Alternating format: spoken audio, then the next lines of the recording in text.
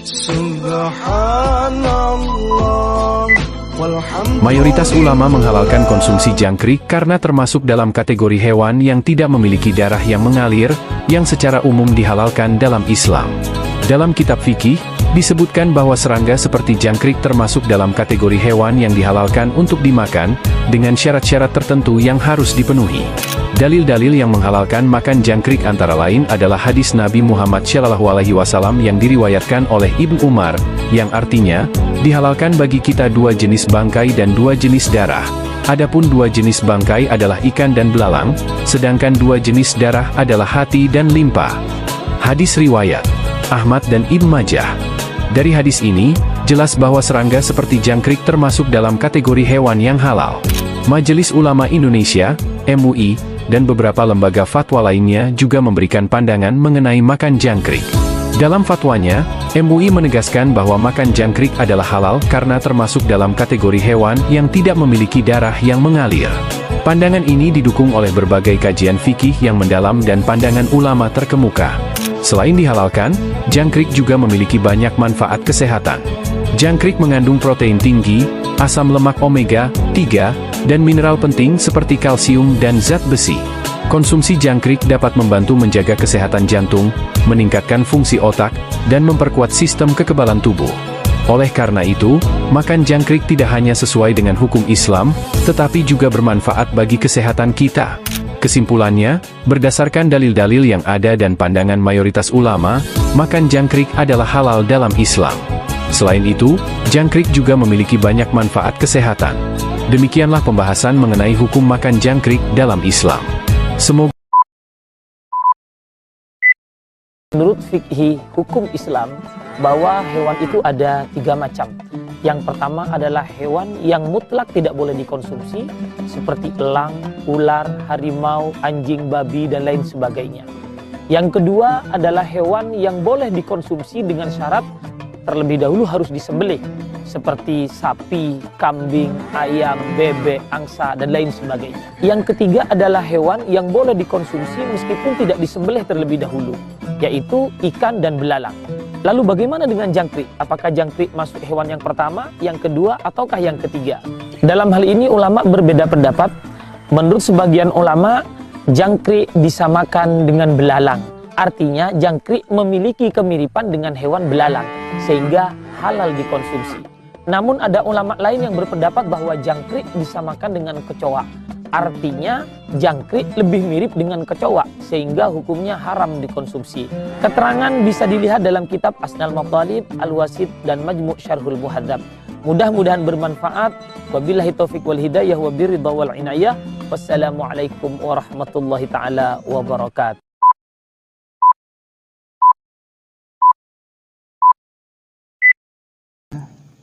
Bagaimana hukum makan jangkrik? Apakah sama dengan belalang? Tolong bedakan antara jangkrik dan belalang, karena sebenarnya sifat-sifat daripada keduanya juga berbeda, bentuknya juga berbeda. Maka sungguh ironis sahabat-sahabatku yang tidak bisa bedain mana jangkrik, mana belalang, semuanya diuntal gitu ya. Jangkrik ya di dalam kitab fikih dikenal dengan sebutan as-sursur ya, atau sorsorul lail gitu ya sebutannya. Jangkrik itu dianggap haram hukumnya karena termasuk binatang yang menjijikkan. Jadi kita jangan cuma mendengarkan orang ngomong. Kadang-kadang ada seorang profesor di bidang pertanian begitu ya mengatakan, oh jangkrik itu manfaatnya luar biasa, gizinya tinggi.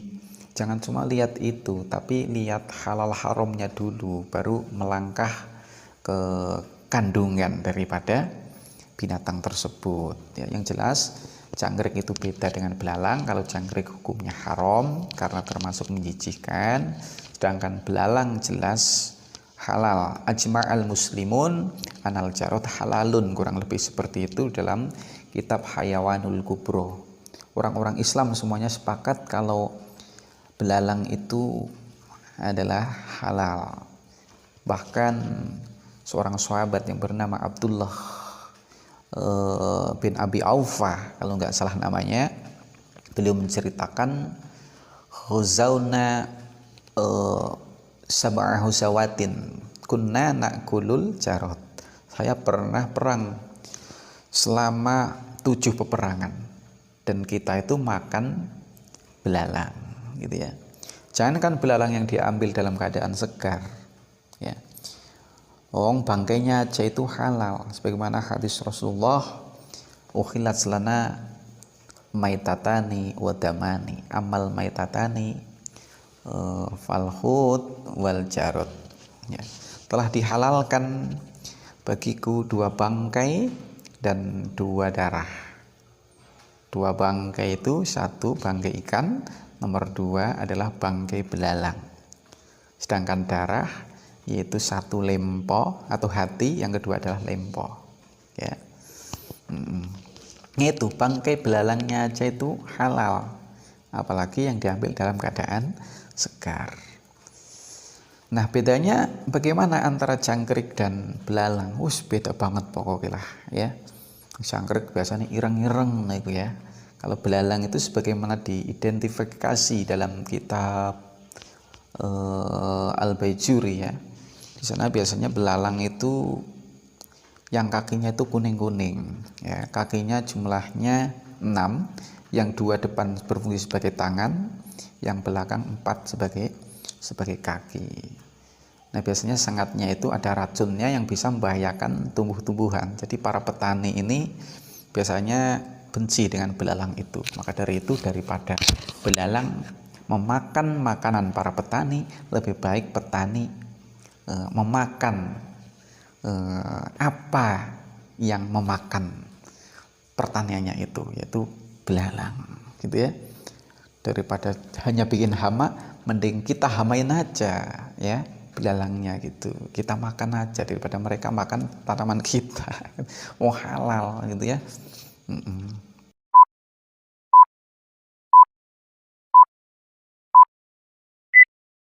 Pendapat sebagian besar masyhurul ulama, Imam Syafi'i, Imam Hanafi, Imam Ahmad bin Hanbal, Imam Dawud, semuanya mengatakan bahwa jangkrik ini haram hukumnya karena dikategorikan sebagai al-hasyarat, yaitu tergolong dari serangga yang secara umum semua serangga itu haram, sebagaimana disebutkan di dalam kitab Al-Majmu' Syarhul Muhadzab karangan Imam Nawawi, wala yahillu aklu hasyaratil ardi kasarasir, dan tidak halal, tidak boleh seseorang memakan daripada serangga-serangga yang merayap di bumi. Sebagaimana contohnya diantaranya adalah jangkrik. Jadi jangkrik haram menurut masyhurul ulama. Kenapa hasyarat termasuk jangkrik ini diharamkan? Li'annaha ta'kulul jif wala yastatibuha al-arab. Karena hewan-hewan yang tergolong serangga itu mulai daripada tempatnya jorok, senang dengan yang basah-basah, yang kotor-kotor, sampah, batang-batang pohon yang sudah membusuk, mengering, itu kebanyakan hidup di sana.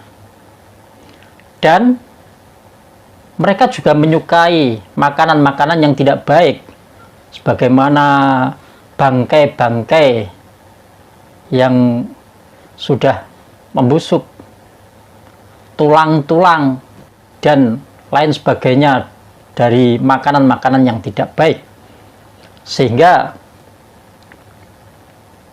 dikhawatirkan dari makanan-makanan tersebut menumbuhkan dari berbagai macam bakteri ataupun virus yang sudah kita ketemukan ataupun belum kita sadari.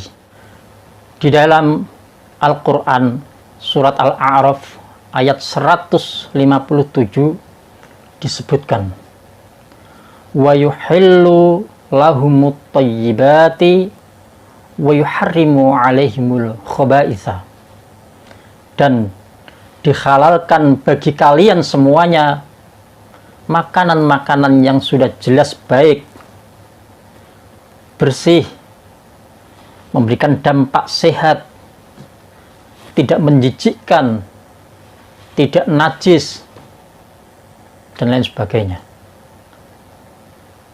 Dan diharamkan kepada kalian makanan-makanan yang jelek, makanan yang menjijikkan, makanan yang bisa menimbulkan berbagai macam penyakit-penyakit berbahaya bagi kesehatan tubuh kita. Hadirin rahmatullah subhanahu wa ta'ala, hanya ada satu ulama yang membolehkan dari madhab, yakni madhab Imam Malik. Beliau membolehkan kita memakan serangga-serangga sebagaimana jut-jut atau jangkrik ini, itu pun dengan catatan tidak membahayakan bagi tubuh kita. Padahal kita tahu bahwa hewan-hewan yang jorok seperti itu hampir dipastikan menyimpan bahaya-bahaya, baik kita sadari ataupun belum kita temukan bahaya apa yang ada di dalamnya. Cukup. Billahi taufiq wal hidayah. Assalamualaikum warahmatullahi wabarakatuh.